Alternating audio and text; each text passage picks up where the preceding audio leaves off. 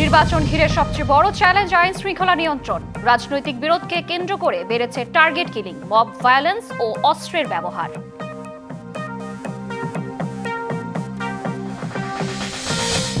চট্টগ্রামের থানা ও ফাঁড়ি থেকে লুট হওয়া 184টি অস্ত্রের খোঁজ নেই। নির্বাচনের আগে অস্ত্র উদ্ধার বড় চ্যালেঞ্জ।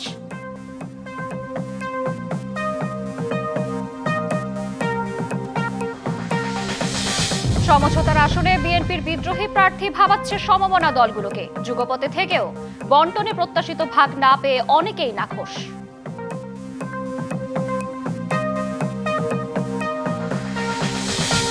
যোগসুর প্রথম নির্বাচনের শীর্ষ 3 পদেই জয় পেল ছাত্র শিবিরের প্যানেল।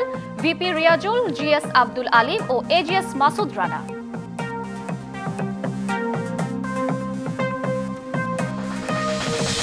ভেনেজুয়েলার তেল থাকায় উত্তর আটলান্টিকে রাশিয়ার পতাকাবাহী একটি সহ 2টি ট্যাঙ্কার জব্দ যুক্তরাষ্ট্রের। নাবিকদের প্রতি মানবিক আচরণের আহ্বান মস্কোর। জগন্নাথ বিশ্ববিদ্যালয়ের কেন্দ্রীয় ছাত্র সংসদ নির্বাচন যোগসুর শীর্ষ 3 পদে ছাত্র শিবির সমর্থিত অদম্য জোবিয়ান ঐক্য প্যানেল জয়ী হয়েছে। এর মধ্য দিয়ে যোগসুর ইতিহাসের প্রথম ভিপি হলেন রিয়াজুল ইসলাম, জিএস হয়েছেন আব্দুল আলিম আর এজিএস নির্বাচিত হয়েছেন মাসুদ রানা। এর আগে প্রতিষ্ঠার 2 দশক পর উৎসব মুখর পরিবেশে যোগসুর ভোট গ্রহণ শেষ হয় বুধবার বিকেল 4:15টার দিকে। এই উচ্ছ্বাস জগন্নাথ বিশ্ববিদ্যালয় কেন্দ্রীয় শিক্ষার্থী সংসদ যোগসু নির্বাচনের ফলাফল ঘোষণার মুহূর্তের। ভোট গ্রহণ শেষের প্রায় 33 ঘন্টা পর ফল ঘোষণা হয় বুধবার মধ্যরাতের কিছুক্ষণ আগে। সহসভাপতি মোসাম্মদ জান্নাতুল উম্মি তাহির 550। বিশ্ববিদ্যালয়টির ইতিহাসে কেন্দ্রীয় শিক্ষার্থী সংসদ নির্বাচনে ভিপি পদে জয়ী হন ইসলামী ছাত্র শিবির সমর্থিত অদম্য জোবিয়ান ঐক্য প্যানেলের রিয়াজুল ইসলাম। ভোটে তিনি পরাজিত করেন ছাত্রদল সমর্থিত ঐক্যবদ্ধ নির্ভীক জোবিয়ান প্যানেলের প্রার্থী একেএম রাকিবকে। জিএস পদেও জয়ী হন একই প্যানেলের আব্দুল আলিম আরিফ আর এজিএস পদে নির্বাচিত হন মাসুদ রানা। আমরা নির্বাচিত হয়েছি, সুতরাং আমরা ভিন্ন কিছু হয়ে যাইনি। আমরা যে সকল শিক্ষক মহোদয়ের ছাত্র ছিলাম, আমরা তাদের ছাত্র হিসেবে থাকতে চাই। আমরা যাদের বন্ধু ছিলাম, আমরা তাদের বন্ধু থাকব। যাদের ভাই ছিলাম, তাদের ভাই থাকব। যাদের ছোট ভাই, তাদের ছোট ভাই। বুধবার ভোট গ্রহণের দিন অনিয়ম ও কারচুপির পাল্টাপাল্টি অভিযোগ ছিল ছাত্রদল ও ছাত্র শিবির প্যানেল প্রার্থীদের।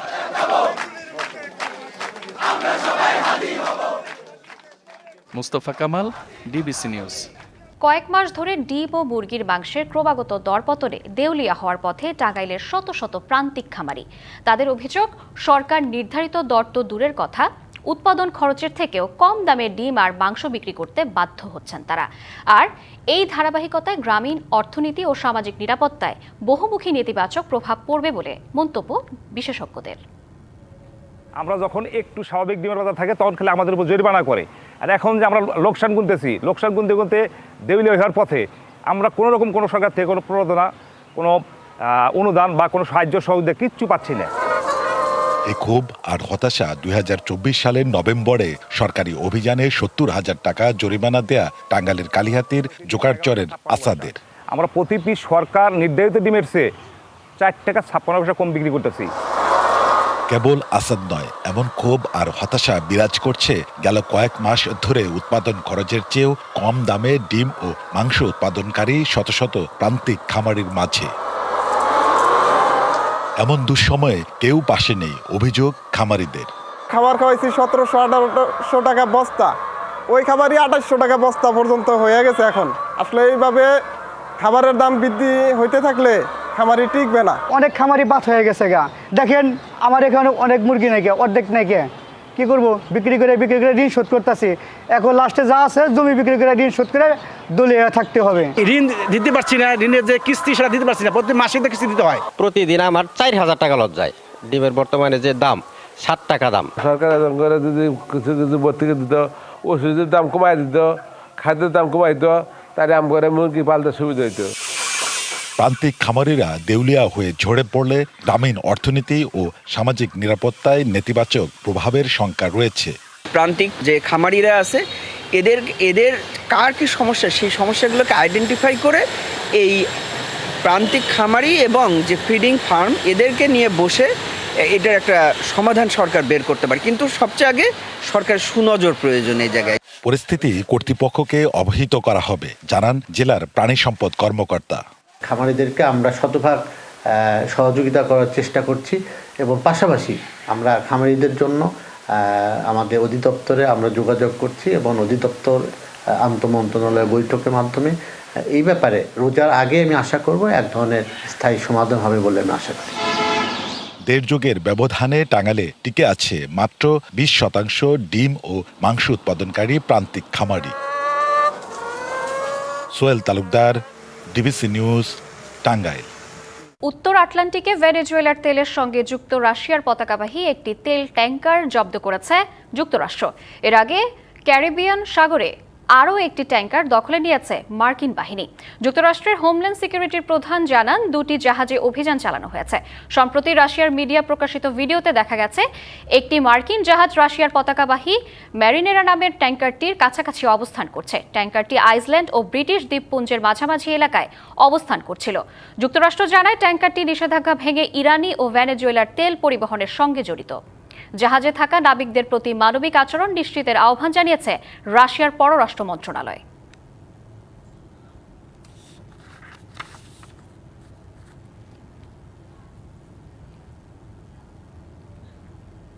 যুক্তরাষ্ট্রে প্রবেশের ক্ষেত্রে ভিসা নীতিতে আরও কঠোরতা আরোপ করেছে ট্রাম্প প্রশাসন। নতুন ভিসা বন্ড তালিকায় আরও অনেক দেশের সাথে যুক্ত হয়েছে বাংলাদেশের নাম। এর ফলে যুক্তরাষ্ট্রে প্রবেশের আবেদনের ক্ষেত্রে বাংলাদেশি নাগরিকদের কমপক্ষে 6 লাখ এবং সর্বোচ্চ 18 লাখ টাকা ভিসা বন্ড জামানত দিতে হবে। ডলারের হিসেবে এই অঙ্ক সর্বনিম্ন 5,000 থেকে সর্বোচ্চ 15,000। এই নীতি কার্যকর হবে 21শে জানুয়ারি থেকে। ট্রাম্প প্রশাসন ক্ষমতা গ্রহণের পর থেকে কঠোর অভিবাসন নীতি অনুসরণ করে আসছে যুক্তরাষ্ট্র। ব্যাপক হারে অবৈধ অভিবাসী বহিষ্কার, ভিসা ও গ্রিন কার্ড বাতিল, এমনকি অভিবাসীদের সামাজিক যোগাযোগ মাধ্যমের পোস্ট ও অতীত বক্তব্য যাচাইয়ের মতো পদক্ষেপ নেওয়া হয়েছে। অভিবাসন নীতিতে আরও কঠোরতা নিয়ে এসেছে ভিসা বন্ড। এর আওতায় নতুন করে যুক্ত হয়েছে বাংলাদেশ সহ বেশ কয়েকটি দেশের নাম। স্থানীয় সময় মঙ্গলবার মার্কিন পররাষ্ট্র দপ্তরের ভ্রমণ বিষয়ক ওয়েবসাইটে এই তথ্য জানানো হয়। ভিসা বন্ডের এই তালিকায় মোট 38টি দেশ রয়েছে। দক্ষিণ এশিয়ার মধ্যে এই তালিকায় রয়েছে শুধু নেপাল, ভুটান এবং বাংলাদেশ। নিয়ম অনুযায়ী তালিকাভুক্ত দেশগুলোর নাগরিক যদি পর্যটন বা ব্যবসায়িক ভিসা পেতে অন্য সব শর্ত পূরণ করেন, তাহলে সাক্ষাৎকারের সময় তাকে 5,000 থেকে সর্বোচ্চ $15,000 বা 6,11,500 টাকা থেকে 18,34,600 টাকা জামানত দিতে হবে। এই অর্থের পরিমাণ নির্ধারণ করবেন ভিসা ইস্যুকারী কনসুলার কর্মকর্তা। যুক্তরাষ্ট্রের পররাষ্ট্র দপ্তর জানিয়েছে, এই বন্ড নীতির উদ্দেশ্য মূলত পর্যটন ও ব্যবসায়িক ভিসায় প্রবেশ করে মেয়াদ শেষ হওয়ার পরও অবস্থান করার প্রবণতা নিরুৎসাহিত করা। ভিসা বন্ড হলো এক ধরনের আর্থিক নিশ্চয়তা।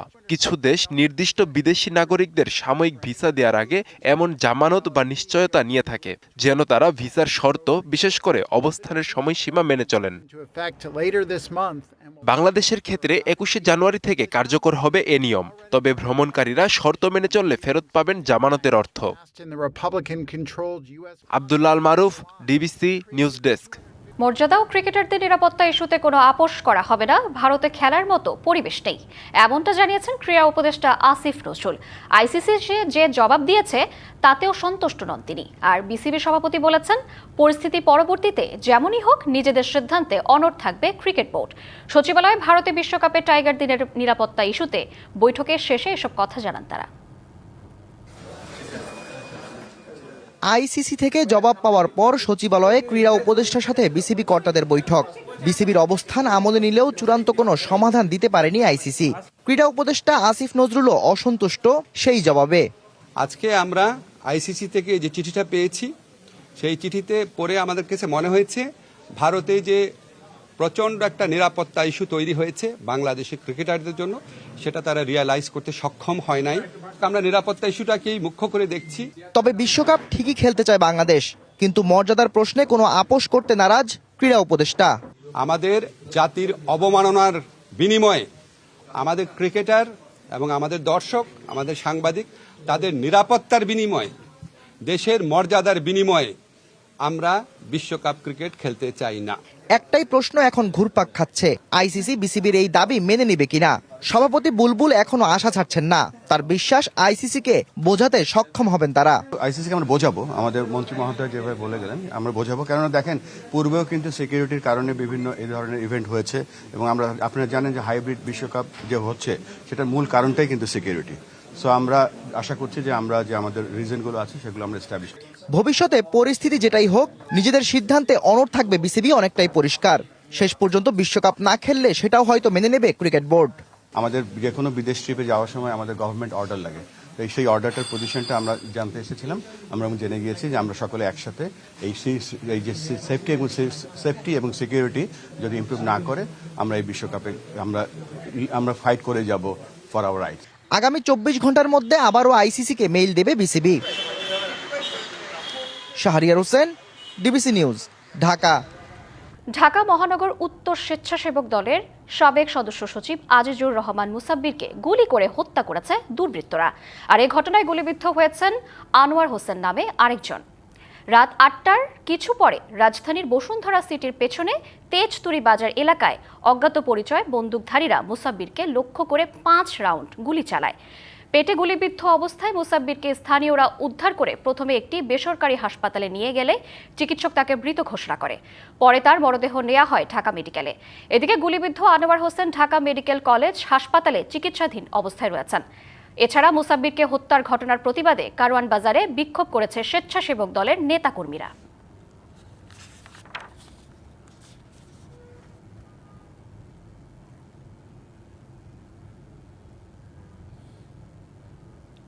ত্রয়োদশ জাতীয় সংসদ নির্বাচন ঘিরে সবচেয়ে বড় চ্যালেঞ্জ আইন শৃঙ্খলা নিয়ন্ত্রণ।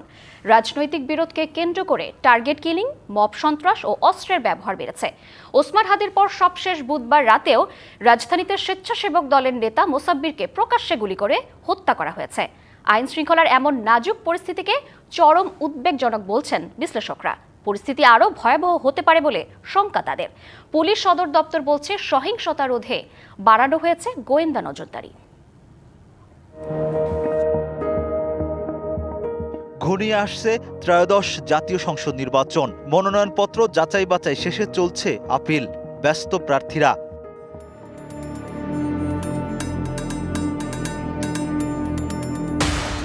এত সব আয়োজনের মধ্যে আইন শৃঙ্খলা পরিস্থিতি নিয়ে তৈরি হয়েছে উদ্বেগ, উৎকণ্ঠা। অভ্যুত্থান পরবর্তী পরিস্থিতিতে দেশে বেড়েছে মব ভায়োলেন্স ও রাজনৈতিক সহিংসতা। আর নির্বাচন সামনে রেখে প্রতিপক্ষকে ঘায়েল করতে বাড়ছে টার্গেট কিলিং ও অস্ত্রের ব্যবহার। গেল 12ই ডিসেম্বর ইনকলাব মঞ্চের মুখপাত্র ও ঢাকা 8 আসনের সম্ভাব্য প্রার্থী ওসমান হাদিকে পল্টন এলাকায় প্রকাশ্য গুলি করা হয়। পরে সিঙ্গাপুরের হাসপাতালে তিনি মারা যান। এতে দেশের আইন শৃঙ্খলা পরিস্থিতি ব্যাপক প্রশ্নবিদ্ধ হয়। আপনারা ওসমান হাদির জন্য দোয়া করবেন। সবশেষ 2 জানুয়ারি বসুন্ধরা আবাসিক এলাকায় তুচ্ছ ঘটনার জেরে এক আইনজীবীকে পিটিয়ে হত্যা করা হয়। সেই ঘটনার সিসি ফুটেজে দেখা যায় মব তৈরি করে তাকে পেটাচ্ছে একদল লোক। পরিসংখ্যান বলছে সারা দেশে গেল 11 মাসে 3,500-এর বেশি মানুষ খুন হয়েছে, যার মধ্যে নভেম্বরে খুন 279 জন। সবচেয়ে বেশি খুন জুলাই 362 জন। মানবাধিকার সংগঠন HRSS এর তথ্য মতে গেল 11 মাসে 230 জনের বেশি গুলিবিদ্ধ হয়েছে। এর মধ্যে প্রাণ গেছে 80 জনেরও বেশি। এই সময়ে রাজনৈতিক বিরোধকে কেন্দ্র করে নিহত 119 জন। এর বাইরেও সবচেয়ে বড় আতঙ্কের বিষয় জুলাই আগস্টে থানা থেকে লুট হওয়া অস্ত্রের 15% এখনও উদ্ধার হয়নি, যেগুলোর বেশিরভাগই রয়েছে অপরাধীদের কাছে। বিশ্লেষকরা বলছেন লুট হওয়া অস্ত্র উদ্ধার ও আইন শৃঙ্খলা পরিস্থিতি নিয়ন্ত্রণে না রাখতে পারলে সহিংসতা আরও বাড়বে। যারা অপরাধী চক্র তারা কিন্তু তাদের হাতে কিন্তু অস্ত্র যাচ্ছে। এই যে অস্ত্র যাওয়ার কারণে ফায়ার আর্মসগুলো তারা সহজে পাওয়ার কারণে এই জিনিসটা কিন্তু আরও অনেক বেশি বাড়তেছে। এখনই উপযুক্ত সময়, কারণ সামনে ইলেকশন, এটা একদম কঠোর হস্তে দমন করা। যার যে কাজটা করা দরকার সেই কাজটা দ্রুত বাস্তবায়ন করতে হবে, আদারওয়াইজ এটা আরও প্রচুর পরিমাণ বাড়বে। পুলিশ সদর দপ্তরের দাবি সহিংসতা দমন ও জননিরাপত্তায় কঠোর অবস্থানে তারা। নির্বাচন ঘিরে বাড়ানো হয়েছে গোয়েন্দা নজরদারি। পুলিশের অপারেশনের সক্ষমতা রয়েছে। গুজবকে কেন্দ্র করে যে জাতীয় সন্ত্রাসগুলো তৈরি হয়, মব সন্ত্রাসের মতো বা তাৎক্ষণিক আবেগী যে ধরনের অপরাধ তৈরি হয়, এটার ক্ষেত্রে আরেকটা যেটা হচ্ছে কি প্রয়োজন, সেটা হচ্ছে জনসচেতনতা। নির্বাচনের সময় দেখা গেছে যে সবসময় বাংলাদেশে একটা সহিংসতা হয়, তো ওই বিষয়টাকে মাথায় রেখে আমরা মূলত কাজগুলো করছি। এছাড়া আইন শৃঙ্খলা পরিস্থিতি নিয়ন্ত্রণে রাখতে মাঠ পর্যায়ে বাহিনীর সদস্যরা সক্রিয় রয়েছে বলেও জানানো হয়। Rakib Hossain, DBC news, Dhaka. ত্রয়োদশ সংসদ নির্বাচন ও গণভোট সুষ্ঠু করার পথে বড় বাধা জুলাই গণঅভ্যুত্থানে থানা ফাঁড়ি থেকে লুট হওয়া অস্ত্র ও গোলাবারুদ। চট্টগ্রাম মহানগর ও জেলার বিভিন্ন থানা ও ফাঁড়ি থেকে লুট হওয়া 184টি অস্ত্রের এখনও হদিশ মিলছে না। ভোটকেন্দ্র দখল, পেশি শক্তি প্রদর্শনে এসব অস্ত্র ব্যবহার করা হতে পারে বলে আশঙ্কা সংশ্লিষ্টদের। তাই নির্বাচনের আগে অস্ত্র উদ্ধার আইন শৃঙ্খলা রক্ষাকারী বাহিনীর কাছে বড় চ্যালেঞ্জ।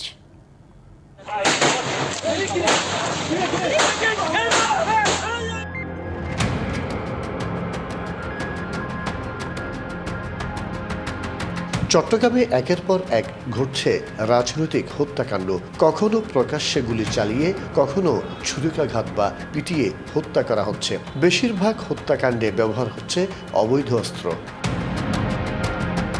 2024-এর 5 আগস্টের পর দেশের বিভিন্ন জায়গার মতো চট্টগ্রামে পুলিশের বিভিন্ন স্থাপনাতেও হামলা হয়, আগুন দেয়া হয় বিভিন্ন থানায়, লুটপাট করা হয় অস্ত্র ও মালখানা। মহানগরীর 8টি থানা ও ফাঁড়ি এবং জেলার 3টি থানায় হামলা চালিয়ে 1180টি আগ্নেয়াস্ত্র লুট করা হয়। বিশেষ অভিযানে চট্টগ্রাম মহানগরী থেকে 795 এবং জেলা থেকে 201টি অস্ত্র উদ্ধার করা হয়। তবে এখনও 184টি অস্ত্র উদ্ধার করতে পারেনি আইনশৃঙ্খলা বাহিনী। পুলিশের লুটুয়া অস্ত্র নিয়ে দেখা দিয়েছে বড় ধরনের শঙ্কা। নির্বাচনের পেশি শক্তি প্রদর্শনের জন্য এসব অস্ত্র ব্যবহারের আশঙ্কা রয়েছে।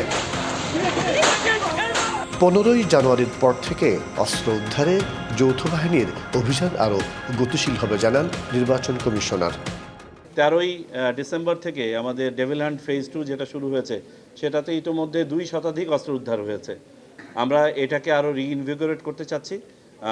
ইমিডিয়েটলি আমাদের যে যৌথ বাহিনী অপারেশন চলমান আছে, আপনারা জানেন যে সশস্ত্র বাহিনী ইউনাইট টু সিভিল পাওয়ার ডেপ্লয়েড আছে। পুলিশ বলছে অবৈধ অস্ত্র ব্যবহার যাতে কেউ করতে না পারে সেজন্য সর্বোচ্চ ব্যবস্থা নেওয়া হচ্ছে। অবৈধ যেটা সেটা পুলিশের কাছে লুণ্ঠিত হোক বা যেভাবে তারা অবৈধ জোগাড় করা হোক, সেগুলো তো অবৈধই।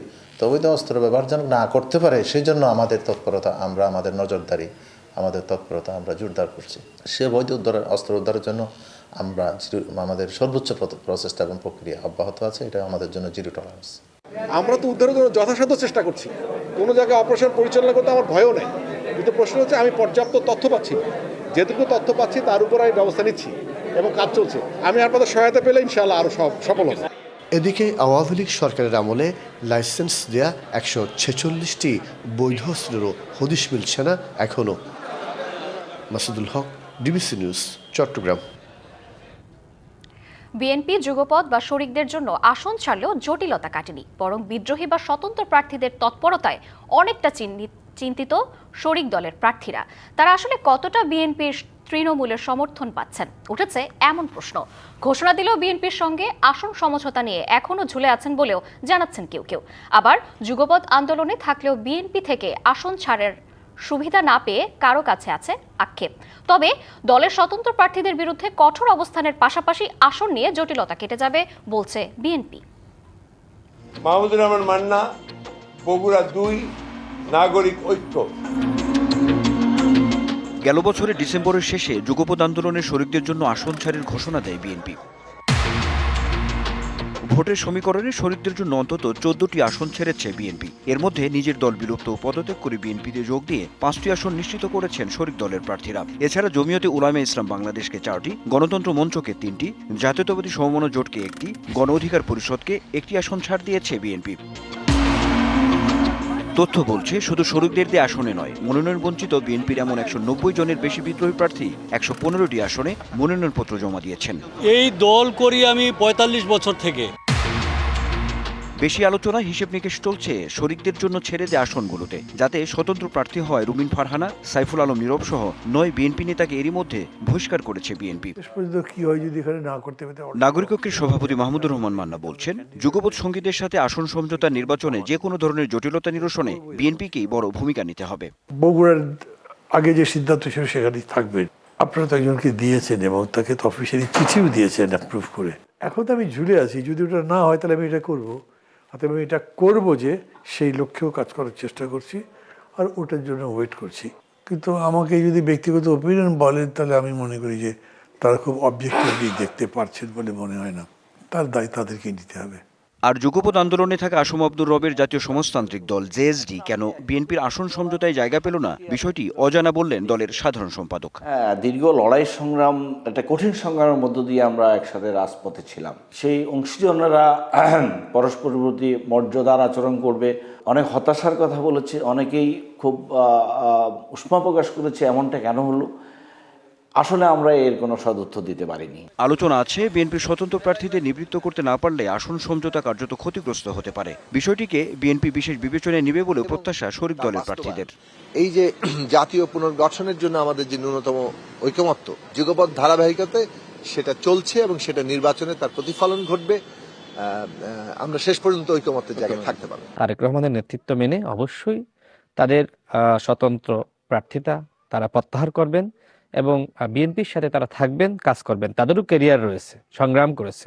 আমি চাই মিলেমিশে একসাথে সবাইকে নিয়ে কাজ করতে। অন্যদিকে বিদ্রোহীদের ব্যাপারে কঠোর অবস্থানে বিএনপি। দলের মধ্যে আমাদের সাংগঠনিক ব্যবস্থা না হবে। সব মিলিয়ে ক্ষমতায় গেলে সবাইকে নিয়ে জাতীয় সরকার গঠনের ঘোষণা বিএনপি আগেই দিয়েছে। সেক্ষেত্রে সমমনাদের সম্মান দেওয়ার চিন্তা রয়েছে বলেও জানিয়েছেন দলের নীতি নির্ধারণী পর্যায়ের নেতারা। Anwar Hossain, DBC news, Dhaka. রাজনীতির পাশাপাশি অর্থনীতিকেও গণতান্ত্রিক করার পরিকল্পনা নিয়েছে বিএনপি। বুধবার সকালে বেগম খালেদা জিয়ার স্মরণে এক দোয়া মাহফিলে যোগ দিয়ে দলটির নেতারা আরও বলেছেন, আজকে যারা বিএনপির বিপক্ষে নির্বাচনে অংশ নিচ্ছে অতীতে তারা ফ্যাসিস্টদের সাথে আপোষ করেছিল। এছাড়া দেশের নির্বাচনের ইতিহাস তুলে ধরে তারা বলেন, মেটিকুলাস ডিজাইনে সাজানো ছিল 2008-এর নির্বাচন। বুধবার জাতীয় প্রেস ক্লাবে জিয়া পরিষদ বিএনপি চেয়ারপারসন বেগম খালেদা জিয়ার স্মরণে আয়োজন করে শোক সভা ও দোয়া। এ সময় বিএনপির স্থায়ী কমিটির সদস্য আমির খসরু মাহমুদ চৌধুরী বলেন, দেশের গণতন্ত্রের প্রশ্নে বিভিন্ন সময় আওয়ামী লীগ ও জামায়াত আপোষ করেছে, কিন্তু খালেদা জিয়া কখনো আপোষ করেননি। যারা পালিয়ে গেছে তারাও আপোষ করেছে, যারা আজকে নির্বাচন করছে আমাদের সাথে তাদের মন্তব্য 1-11-এর পক্ষে ছিল, কিন্তু আপনার বোধহয় ভুলে গেছেন তারা কিন্তু 1-11-এর সহায়ক ভূমিকা পালন করেছে।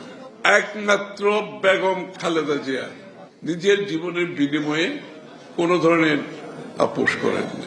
বেগম খালেদা জিয়াকে তুমি কবুল করে নাও। ঢাকা রিপোর্টার্স ইউনিটিতে বেগম খালেদা জিয়ার স্মরণে অপর শোক সভার আয়োজন করে জাতীয়তাবাদী সমমনা জোট। সেখানে দলের স্থায়ী কমিটির আরেক সদস্য আব্দুল মঈন খান বলেন, যারা দেশের গণতন্ত্রের নামে স্বৈরাচারী হয়েছিল, মুক্তিযুদ্ধের কথা বলে আদর্শচ্যুত হয়েছিল, তাদের পরাজয় হয়েছে। যারা গণতন্ত্রের নামে স্বৈরতন্ত্র প্রবর্তন করেছিল, যারা মুক্তিযুদ্ধের পক্ষের শক্তি বলে যারা মুক্তিযুদ্ধের আদর্শ এবং নীতির বিরুদ্ধে কাজ করেছিল, তাদের শোচনীয় পরাজয় হয়েছে 2024 সালের 5ই আগস্ট ছাত্র জনতার অভ্যুত্থানের ভেতর দিয়ে। দেশের গণতন্ত্রের প্রশ্নে বেগম জিয়া আপোষ না করায় দেশের গণতন্ত্র প্রতিষ্ঠার সুযোগ এসেছে বলেও মন্তব্য করেন বিএনপি নেতারা। দেশনেত্রী বেগম খালেদা জিয়া। Rifat Tasnuva, DBC news. তথ্যচিত্রের প্রদর্শনী ও দোয়া মাহফিলের মধ্য দিয়ে সাবেক প্রধানমন্ত্রী বেগম খালেদা জিয়ার প্রতি শ্রদ্ধা জানিয়েছে শিল্প, সাহিত্য ও সাংস্কৃতিক অঙ্গনের মানুষেরা। বেগম খালেদা জিয়ার শ্রদ্ধাঞ্জলি পর্ষদের এই আয়োজনে শোকাবহ পরিবেশে কথামালা ও তথ্যচিত্রে উঠে আসে তার জীবন ও কর্ম। বুধবার শিল্পকলা একাডেমির জাতীয় নাট্যশালার মূল মিলনায়তনে এই স্মরণ অনুষ্ঠানে প্রধান অতিথি হিসেবে ছিলেন সাবেক সংস্কৃতি প্রতিমন্ত্রী ও বিএনপির স্থায়ী কমিটির সদস্য বেগম সেলিমা রহমান।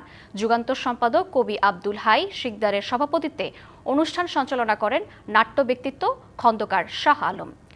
স্মরণানুষ্ঠানে আপোষহীন নেত্রীর কর্মময় জীবনের উপর আলোকপাত করেন অধ্যাপক সুকোমল বড়ুয়া, 21 পদকপ্রাপ্ত নজরুল সঙ্গীত শিল্পী ফাতেমা তুজ জোহরা। তিনবারের প্রধানমন্ত্রীকে আরও স্মরণ করেন সাংস্কৃতিক ব্যক্তিত্ব রেজাবুদ্দৌলা চৌধুরী, সঙ্গীত শিল্পী ও সুরকার ইথুন বাবু, অভিনেতা আব্দুল আজিজ সহ অনেকে। বক্তারা বলেন, বেগম খালেদা জিয়া জানাজায় লাখ লাখ মানুষের উপস্থিতি প্রমাণ করে তিনি শুধু বিএনপি চেয়ারপারসন ছিলেন না, তিনি ছিলেন বাংলাদেশের অভিভাবক। একটি দলের প্রতি পক্ষপাতমূলক আচরণ করছে প্রশাসন, এমন অভিযোগ তুলে জামায়াতে ইসলামী বলছে, জাতীয় নির্বাচন পাতানো হচ্ছে কিনা এ নিয়ে শঙ্কায় তারা। আইন শৃঙ্খলা পরিস্থিতির উন্নতি এবং লেভেল প্লেইং ফিল্ড তৈরি করতে নির্বাচন কমিশনের কাছে দাবি জানিয়েছে দলটি। আগারগাঁওয়ে নির্বাচন ভবনে নির্বাচন কমিশনের সাথে বৈঠক হয় জামায়াতে ইসলামীর। এতে 6 সদস্যের প্রতিনিধি দলের নেতৃত্ব দেন জামায়াতের নায়েবে আমির ডক্টর সৈয়দ আব্দুল্লাহ মোহাম্মদ তাহের। আলোচনা হয় আসন্ন ত্রয়োদশ জাতীয় সংসদ নির্বাচন ও গণভোট নিয়ে। পরে ব্রিফিংয়ে প্রশাসন একটি দলের প্রতি পক্ষপাতিত্ব করছে বলে অভিযোগ করেন জামায়াতের নায়েবে আমির। লেভেল প্লেইং ফিল্ড এখন নাই মাঠে, কোন একটি দলকে ব্যাপক প্রচারণা দিচ্ছে। প্রোটেকশনের ব্যাপারে দেখা যায় কোনো ব্যক্তিকে অনেক প্রোটেকশন দেওয়া হচ্ছে, অন্য নেতাদেরকে সেরকম প্রোটেকশন দেওয়া হচ্ছে না। কিন্তু এখন নির্বাচনের সময় এটা একটা ইস্যু, কারণ মানুষ দেখবে যে একজনকে অনেক প্রটোকল দেওয়া হচ্ছে, যেটা লেভেল প্লেইং ফিল্ডকে সাংঘাতিকভাবে ক্ষতিগ্রস্ত করছে। দলটির দাবি, সুষ্ঠু নির্বাচনের জন্য এখনো পুরোপুরি নিরপেক্ষ পরিবেশ তৈরি হয়নি। অনেক জায়গায় তুচ্ছ কারণে জামায়াতের প্রার্থীদের মনোনয়নপত্র বাতিল করা হয়েছে। আমাদের 3 জন নেতাকে শাস্তি দেওয়া হয়েছিল অবৈধভাবে, এর ভিতরে 2 জনের মনোনয়নপত্র গ্রহণ করা হয়েছে। একই ঘটনা, একই কোর্ট, একই মামলা, কিন্তু আমাদের সিনিয়র লিডার যে হামিদুর রহমান আজাদ, তার মনোনয়নটাকে বাতিল করা হয়েছে। তো এইরকম এক দেশে 2 রকম সিদ্ধান্ত, একই আইনের 2 রকম সিদ্ধান্ত, আমরা এটাকে জানিয়েছি এবং প্রতিবাদ করেছি। দলীয় ডিসিদের নিয়োগ প্রত্যাহার, আইন শৃঙ্খলা পরিস্থিতির উন্নতির পাশাপাশি সুষ্ঠু নির্বাচনের জন্য সিসি ক্যামেরা বসানোর দাবি জামায়াতের। ডিসিএসপি যারা আছে তাদেরকে অপারেশন করতে হবে এবং নিরপেক্ষ ডিসিএসপি কে সেখানে নিয়োগ করতে হবে, নাহলে নির্বাচন প্রশ্নবিদ্ধ হবে। এদিকে রাজধানীর বসুন্ধরায় জামায়াতের আমির ডক্টর শফিকুর রহমানের সঙ্গে ইউরোপীয় ইউনিয়নের প্রতিনিধি দলের বৈঠক হয়। পরে ব্রিফিংয়ে জামায়াত অভিযোগ করে প্রশাসন একটি দলের প্রতি ঝুঁকে পড়েছে। জাতীয় নির্বাচন পাতানো হচ্ছে কিনা এ নিয়ে শঙ্কা দলটির। Vijayan Kumar Das, DBC news, Dhaka. ত্রয়োদশ জাতীয় সংসদ নির্বাচনে প্রার্থিতা ফিরে পেতে আপিলের 3য় দিনে আবেদনে জমা পড়েছে 131টি। এ নিয়ে মোট আপিল করেছেন 295 জন। যাচাই বাছাইয়ের পর মনোনয়ন বাতিলের রিটার্নিং অফিসারের সিদ্ধান্তের বিরুদ্ধে বুধবার আপিলের 3য় দিনের কার্যক্রম চলে নির্বাচন কমিশনে। আগারগাঁওয়ে নির্বাচন ভবনের নিচে 10টি বুথে আবেদন জমা দেওয়া যাবে 9 জানুয়ারি পর্যন্ত। শুনানি ও নিষ্পত্তি হবে 12 থেকে 18 জানুয়ারির মধ্যে। এদিকে ভোটের আগে পরে দেশ জুড়ে 2 পর্বে আইন শৃঙ্খলা বাহিনী মোতায়েনের সিদ্ধান্ত নিয়েছে সরকার। 8 থেকে 14 ফেব্রুয়ারি পর্যন্ত মাঠে থাকবে আইন শৃঙ্খলা বাহিনী।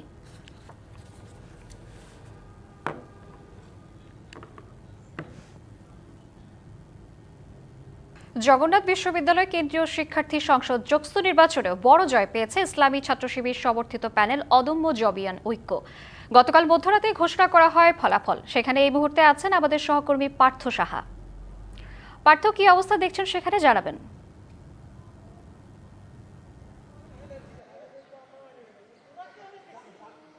শ্রাবন্তী, আমি এই মুহূর্তে জগন্নাথ বিশ্ববিদ্যালয়ের যে ক্যাম্পাসটি রয়েছে, ক্যাম্পাসের ঠিক যে মিডিল পয়েন্টটি রয়েছে সেখানে কিন্তু অবস্থান করছি। এবং আপনি জানেন গতকাল মধ্যরাতেই জগন্নাথ বিশ্ববিদ্যালয়ের যে যোগসু নির্বাচনের ফলাফল সেটি কিন্তু ঘোষণা করা হয়। এবং ফলাফল ঘোষণার পরে আমরা দেখেছি বিজয়ী যারা হয়েছেন তারা বিজয় মিছিল করেছেন এবং একসাথে জগন্নাথ বিশ্ববিদ্যালয়ের স্বার্থে কাজ করার যে আহ্বান সেটিও কিন্তু করতে দেখা গিয়েছে। এবং শ্রাবন্তী, আমি যদি আপনার মাধ্যমে জানিয়ে রাখতে চাই আমাদের দর্শকদেরকে, তাহলে এই যে যোগসু নির্বাচন, সেই যোগসু নির্বাচনের কিন্তু 21টি পদের মধ্যে 16টি পদেই কিন্তু ইসলামী ছাত্র শিবির সমর্থিত যে প্যানেলটি রয়েছে সেই প্যানেল কিন্তু বিজয় অর্জন করেন এবং স্বতন্ত্র এবং ছাত্রদল সমর্থিত প্যানেল তারা কিন্তু বাকি যে আসনগুলো রয়েছে বা সম্পাদকীয় আসন সেই আসনে কিন্তু বিজয়ী লাভ করেন।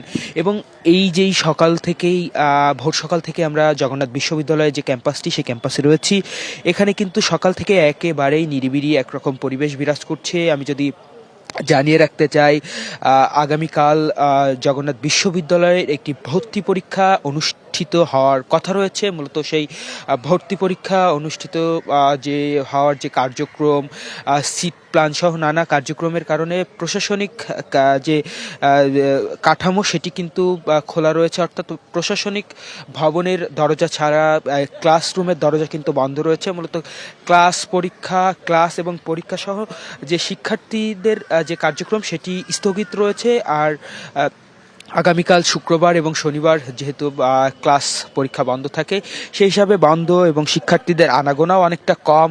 আর ভর্তি পরীক্ষা কেন্দ্রিক শিক্ষক কর্মচারী যারা রয়েছেন তাদেরকে একরকম কর্মব্যস্ততা লক্ষ্য করতে পারছি। এবং এই যেই